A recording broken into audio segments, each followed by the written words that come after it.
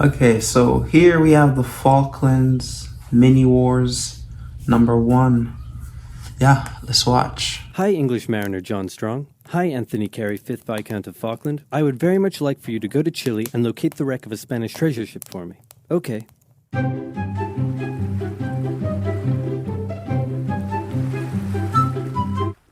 Hey, I found some islands. The English were probably not the first to discover the Falklands, but they were the first to write it down. They found it to be cold, wet, and miserable, just like home. So they established a colony in 1765, unaware that the French had also discovered the islands and done the same a year earlier. And for a while the two were unaware of each other's existence until presumably there was an awkward moment where they ran into each other.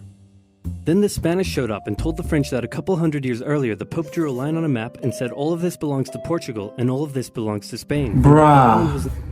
Of course he said that. It's this manifest destiny thingy.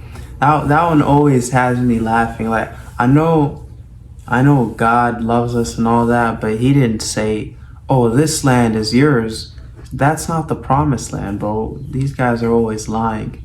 So the Pope, yeah, and then the French people should have been like, yeah, we saw a vision too. They told us the Falklands is ours. Spain was definitely lying for that. They should have showed at least proof or had some sort of, I don't know, I guess settlement there, or else it's all crap. And they would like the French to hand over their settlement. Now, since the two were good friends and Spain was willing to pay in cash money, the French obliged. But since they were still a little bitter about the recent 7 Years' War thing, they made sure to warn the Spanish not to let those dirty English on the other side of the island take over. So Spain went over to the English. Oh, they gave up for money, bro. And the English said, yeah, right, this is our island. But the Spanish had more guns, so they kicked them off anyway.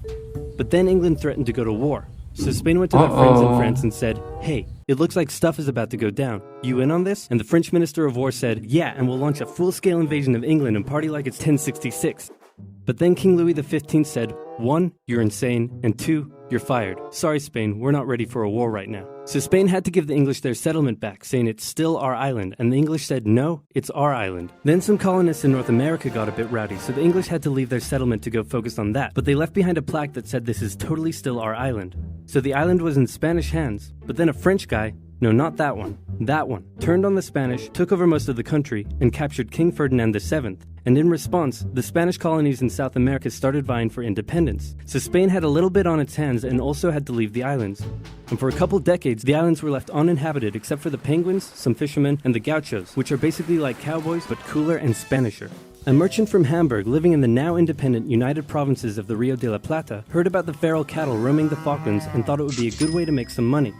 So he got permission from both Buenos Aires and the British government to set up trade there as a private venture. Some American ships came down and began hunting whales and seals around the islands, and Verney wasn't too happy about it. So he asked Buenos Aires for some military assistance in defending the islands, but Buenos Aires said, meh, do it yourself, gave him some weapons, and appointed him governor of the islands. So he seized the US ships and arrested their crews. In response, two things happened. First, America came down and said, nice settlement you have there, would be a shame if someone destroyed it.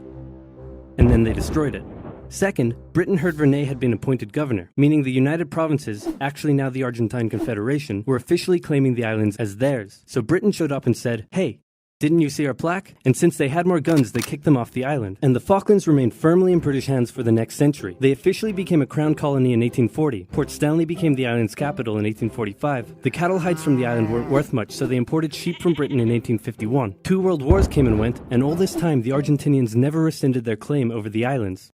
Now it's 1976, and after a couple civil wars, a new brutal military dictatorship sponsored by the US fight against communism has taken control in Argentina, and by 1981, this guy was in power.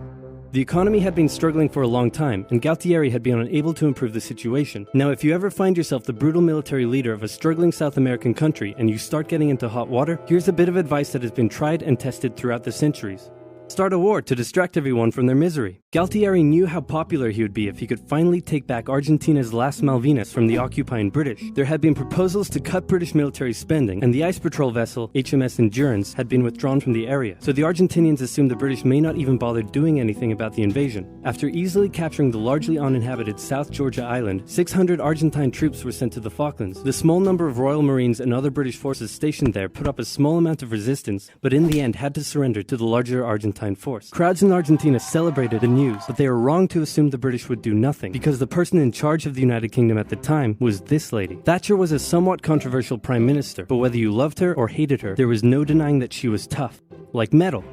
Iron, for example. She immediately declared an exclusion zone around the islands and organized for a task force of over 100 ships to set sail for the Falklands. The United Nations expressed concern at the Argentine invasion. All South American nations apart from Chile backed Argentina, and since the United States had propped up the Argentine dictatorship, Reagan went to Thatcher and said, "Could you maybe just let them have the islands?" And Thatcher said no.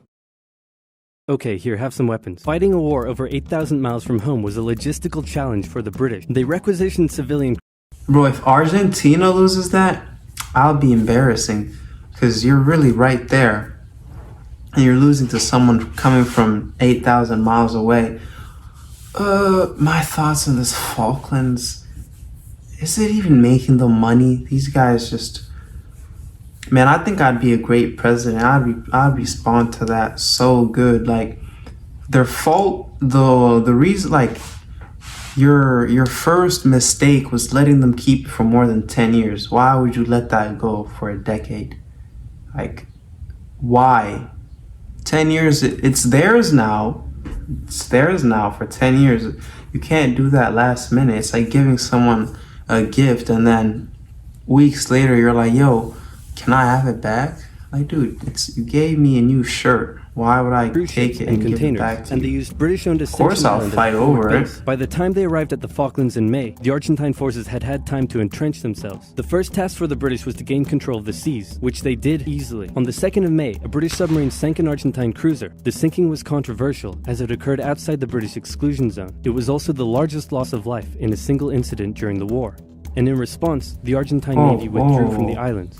The next task for the British was to gain air superiority, while the Argentine Air Force controlled the skies. Why would you leave? The Royal Navy below. These guys were mentally two slow. Argentine super étendards carried out a raid on the HMS Sheffield and sank it with an excess. Oh yay! For weeks, the Argentine Air Force would continue to carry out raids and inflict heavy casualties on the Royal Navy, with British Sea Harriers doing their best to take out as many of the Argentine aircraft as they could. While the battle in the skies raged on, San Carlos was chosen as the best landing site for the British ground forces. An SAS raid took out Argentine defenses on Pebble Island, and the HMS Alacrity sailed through Falkland Sound to flush out any Argentine supply ships. The landings began on May 21st, with Argentine aircraft carrying out full-scale raids on the task force ships taking part in the landing, damaging several and sinking a few. But anti-aircraft cannons and Sea Harriers shot down many of the aircraft in what became a major turning point for air superiority, and a beachhead was successfully formed. Then the ground troops began their movements out of San Carlos, across the north towards Stanley, and south toward the Argentine stronghold at Goose Green. In the following battles, a clear trend emerged. The Argentine conscripts put up a good fight, and with the rough, muddy terrain, the war was by no means easy for the British. But with highly skilled Royal Marine commanders and parachute regiment troops, the British would often find themselves taking on larger numbers of Argentinian soldiers, but would still come out victorious with minimal casualties. The 14-hour-long battle for Goose Green commenced on the night of May 28th. The battle ended in a decisive British victory, with over 900 Argentina, you're so weak. 5,000 reinforcements arrived. Dude, I'm not even interested in this anymore. The British started preparing for their final assault on Stanley. In a series of hard-fought battles, they took control of the hills and mountains surrounding the town, as the Argentine forces withdrew, with British ships shelling their positions from offshore. Utterly surrounded, on the 14th of June, the Argentinians surrendered, and the war was over.